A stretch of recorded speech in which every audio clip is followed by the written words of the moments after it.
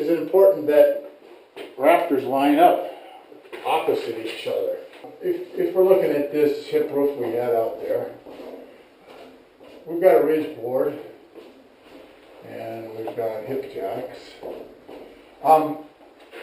If this is a 2x ridge and these are tied with ceiling joists, then they should line up.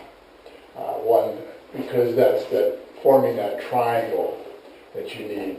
If this is a ridge beam, then it's not so important because this is supported and the rafters themselves are not holding up the ridge or compressing on the ridge. Now they're bearing. This is actually carrying half of the weight from here to the outside. Now, when you look over, so in that case, they could be offset, not a problem.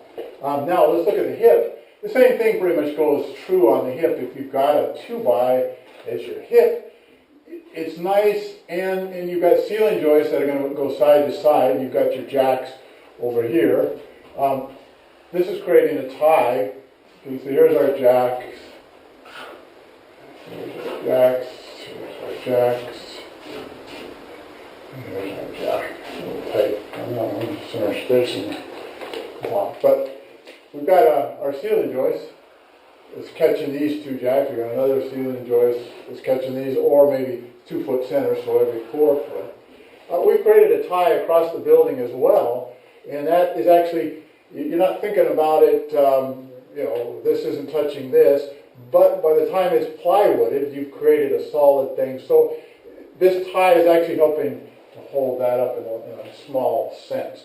But if these were beams, once again, the weight, or if this 2x ridge was actually supported in various places, it would become just like a ridge beam. So if the ceiling joists weren't there to create a tie across the building, then you could go off, stagger these as well. I'm going to draw another hip here, right here.